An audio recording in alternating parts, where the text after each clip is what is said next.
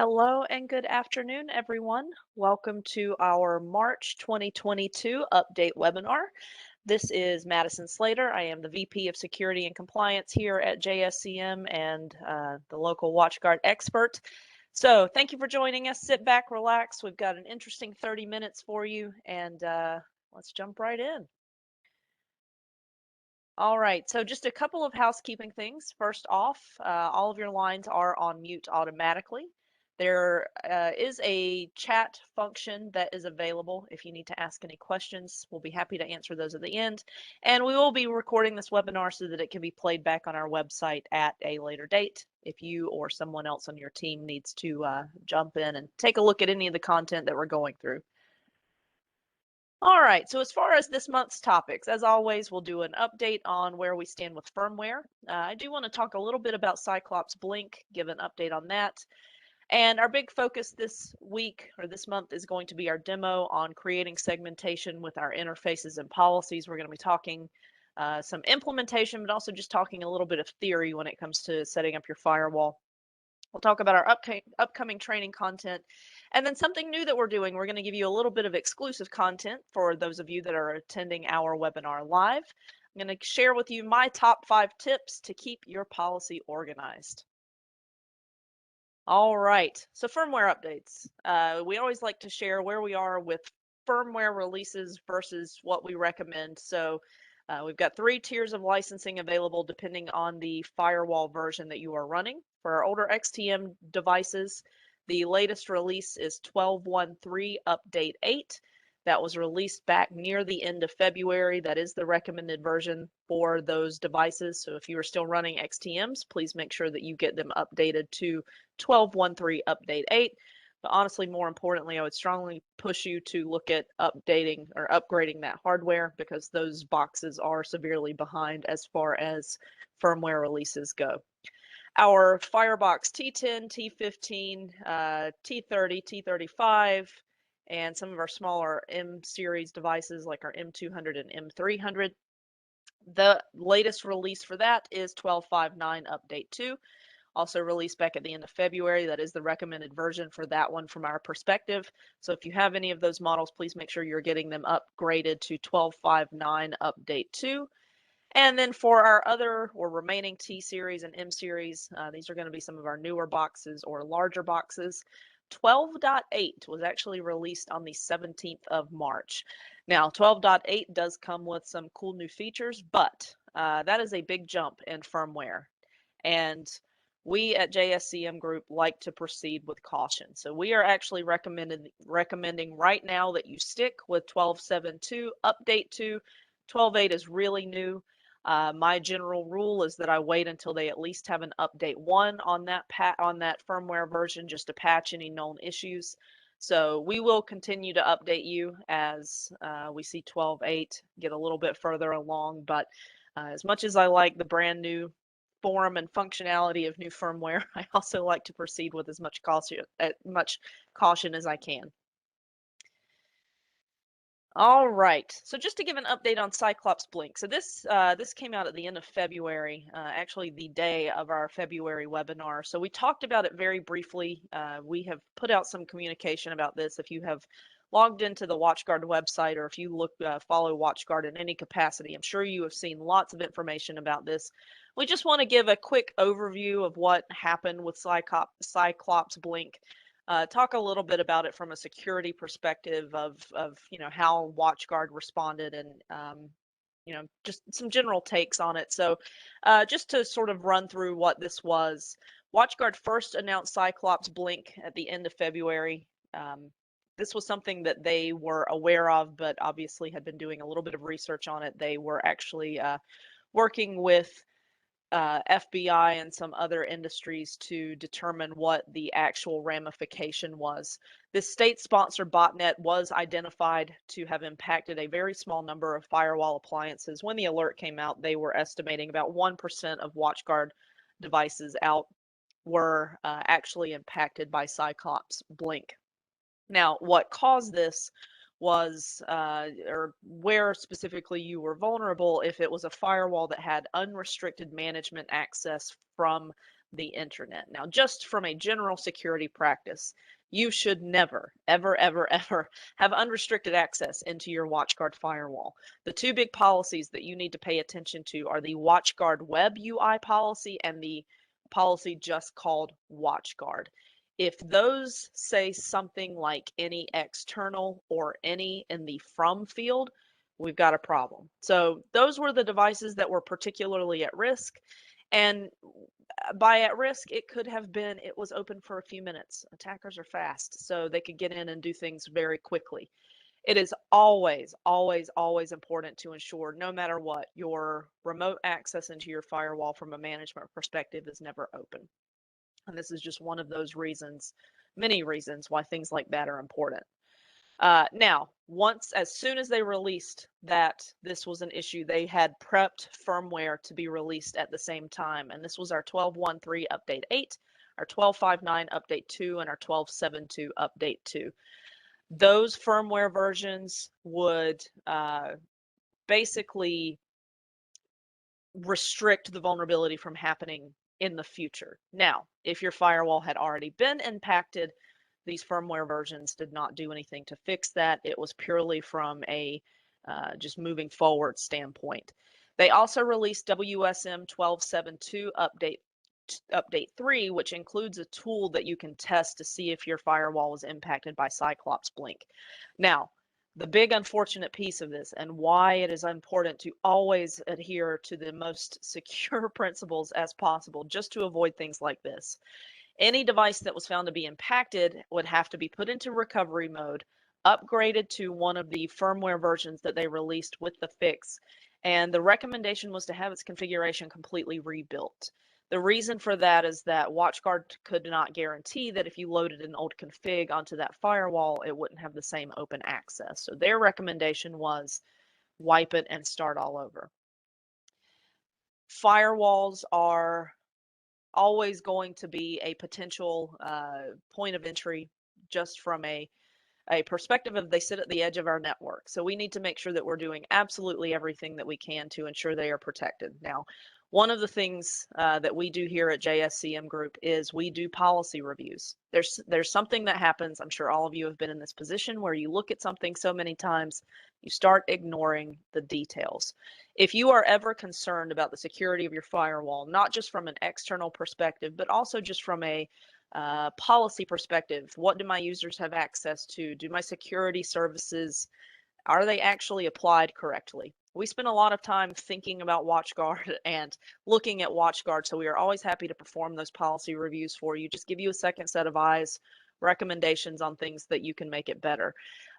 If you feel like you've got a good handle on it, my recommendation is at least once a quarter, you should be going through your device and checking it. Just make sure that you or someone on your team didn't accidentally open something that you shouldn't have. All right, so moving over to our demo. This is we've been doing this so far with 2022. We've honestly had a little bit light information coming out from WatchGuard. So we've been focusing on demos, and I personally really like this. I like sharing, some of the things that we're talking about and doing around here. So what I wanted to focus on this month was creating segmentation with interfaces and policies. Now we're going to look at it from a policy or a configuration perspective, but I also want to talk a little bit from a theory perspective. The WatchGuard, the firewall in itself, its job, I like to think of it as acting as our traffic cop. It sits at the edge of our network and it says what can come in and what can go out. It can also act as the segmentation between your actual network. So if you have different interfaces, different VLANs, different wireless networks, your firewall can act as that traffic cop there as well. Now, when we're talking about segmentation, this is a cornerstone of security, and really what we're meaning is don't let everything on your network talk to everything else. If we think about that from an attack perspective, if you have a device that gets compromised and it can see or talk to everything else on the network, well, that's a hard thing for you to go in and clean up. Whereas if you have implemented proper segmentation, you can really restrict what that threat landscape looks like from an internal perspective. Now, there are plenty of ways that you can create segmentation. We do segmentation here primarily by implementing VLANs, virtual networks, using our firewall as the initiator of that VLAN. Some of you might do VLANs at the switch level, where you are using ACLs to control traffic between your networks. That's fine too. Now, my personal preference, that's not to say that this is the right one or the wrong one. My personal preference is I like doing it at the firewall because, believe it or not, I'm a firewall person. When we do it at the firewall, for me, I get insight into traffic through my logs. I get the ability to write policies. I like doing it from the firewall because I have seen countless instances in the times that we've been doing security assessments where someone was doing ACLs on a switch and they wrote it wrong. It's tough. So when we do it from a firewall level, we can do that a lot more clearly just from a monitoring standpoint. So implementing segmentation in and of itself is really important from a security standpoint. But again, there are lots of different ways that you can go about this, lots of different things that you can do to implement that segmentation. So I want to look at it from a couple of different aspects on the firewall. There's, again, not really a limit to the ways that you can do this. Everyone's going to do it a little bit differently. First, though, I want to explain when we're talking about our networks, how exactly the firewall understands these.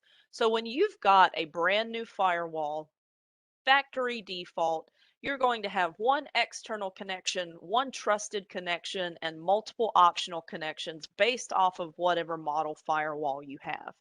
Now, these, WatchGuard calls them aliases. You can call them zones if you want. They're really just differentiators between the types of networks. External in and of itself, pretty self-explanatory. That's your external connection. That's your internet connection coming into the office. You can have multiple if you want. We'll talk about multi-WAN at some other point. So let's talk about our internal interfaces. Trusted typically means our LAN. That's our internal network. Now the default for the firewall is 10.0.1.1, but you can really change that to be whatever you want.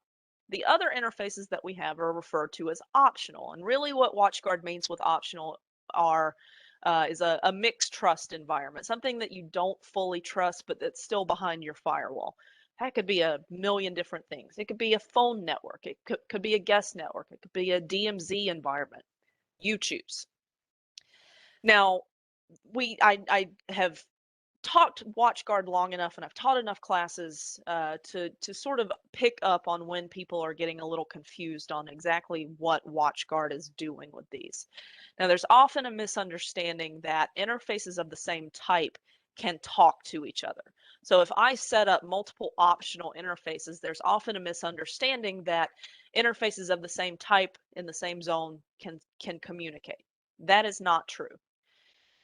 In order for traffic to pass between our networks, between our interfaces, we have to write a policy.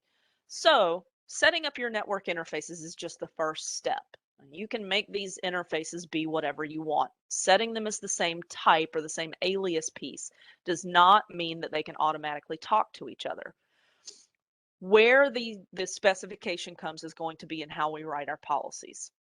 Now, where a lot of people get confused, and this is just so you know, if you think about it from a troubleshooting standpoint, what's the thing we all do as IT people to see if we can get to a device? We ping it. We always ping it.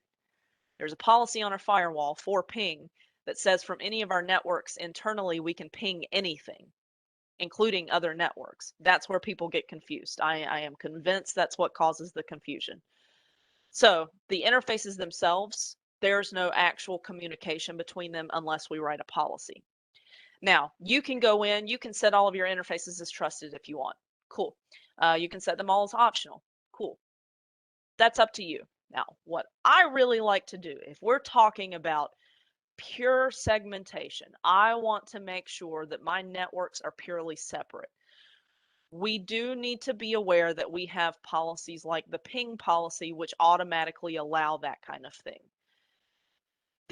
These are aliases, any trusted, any optional, are aliases on the firewall that allow those types of interfaces. There is another interface type, sorry, I keep clicking on the wrong button there, called custom. I love custom interfaces. I love them.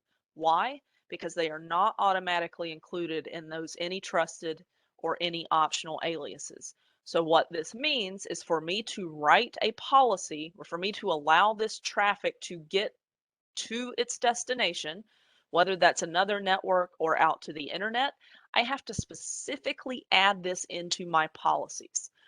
So if I'm setting up something, let's just say that this is a DMZ environment. I'm setting up some web servers internally.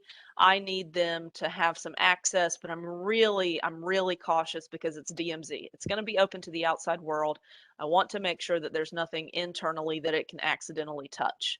Well, it can't, because it's not included in my any trusted or any optional. The only way I could get myself in trouble with custom interfaces is if I have made it a habit to use this any alias, because that does include everything. So avoid using it at all costs. If I ever do a policy review and I see any in there, I immediately tell the person to take it out.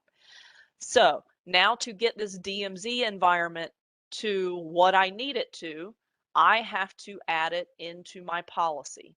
I have to specifically state DMZ as part of that policy.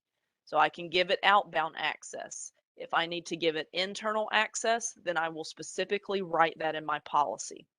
I just did a big network rebuild, and we took all of their VLANs and turned them into custom interfaces. Now they've got VLANs for their servers. They've got VLANs for their different departments. They've got VLANs for they have some audio-visual equipment. They have VLANs for their guest Wi-Fi. Every single one of those networks is a custom interface. Has it required me to write extra policies? Yes. And that's another piece of it, just as a reminder. I try to say this a lot. Don't be afraid to just write another policy. When we're talking about segmentation, the two pieces that are the thing that will make or break it are: how do you have your network set up, and how are you writing your policies? So if you set up your networks in such a way that they are designed to not be able to communicate, that's one. But then you need to write your policy so that you're not just allowing that access back and forth. I have seen it several times where someone will have a lot of VLANs on their network. Great. But then they have a policy on their firewall that says that all of those VLANs can communicate between each other. Well, guess what? Now we just have a lot of different subnets that we're dealing with. There's not any real segmentation.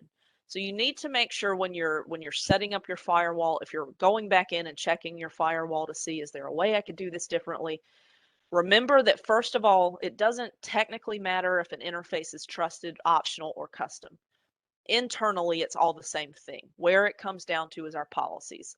And really where that custom interface is important is that it's not included in these aliases that get dumped into our policies automatically. Again, lots of different things that you can look at from a segmentation perspective, but understanding, I think, is really important, the theory of how that segmentation works in order to actually get it right. I approach my firewall from the perspective of, you can't assume that it's set up correctly. If you have taken over ownership of a firewall, even if you set it up yourself, I've been in that position where I go back in, I look at my device and think, I didn't do that right. I didn't do that the way that I should. Think about segmentation from that perspective. Just because I've been doing it that way doesn't mean that it's the correct way to do it now. And if you approach it from that perspective, you can get a lot more granularity there. If proper network segmentation and better segmentation from your policies is something that you don't feel comfortable with, give us a call. It's something we deal with on a regular basis. We love restricting traffic between networks. It makes me very happy to have to write a policy to allow traffic. But it is something that I want to make sure that everyone is taking a lot of consideration on, because it is something that can happen without you really being aware of the consequences until it's too late. If you have too much access inside of your network and you have a compromised device, it's going to be really hard for you to restrict what it can get to until it's too late. All right, let's jump back to our presentation here.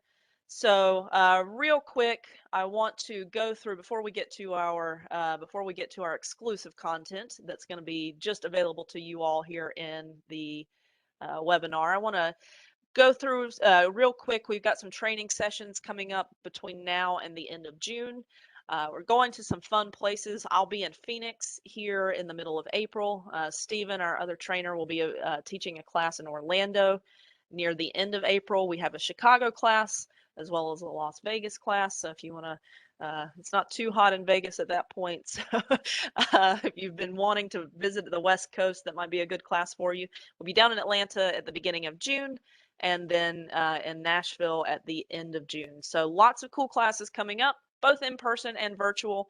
You know, I know things are starting to open up a little bit more, but if you do not feel comfortable sitting in a classroom, or if you're like me and are just feeling a little socially awkward after the last few years, that's cool. All of our classes are virtual. So hit us up if you are looking at taking a class, and we will be happy to get you signed up.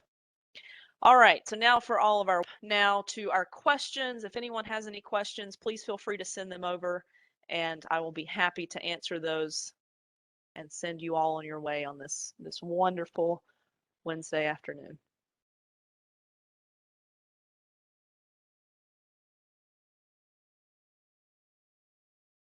All right, doesn't look like any questions have come in.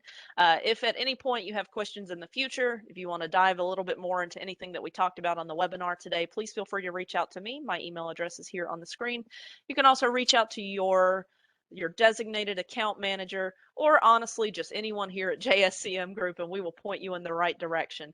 Thank you all so much for your time this month. I really appreciate it. If you have any suggestions, topics you would like us to cover in April, please feel free to send those over, and I will be happy to include those in next month's webinar. Oh, thank you. Yes, one of our attendees is a former student that was in a Seattle class that I showed up and it started snowing. Good to know it's not snowing there now. I was not prepared. All right. Thank you all so much. Have a great afternoon, and we look forward to seeing you in April.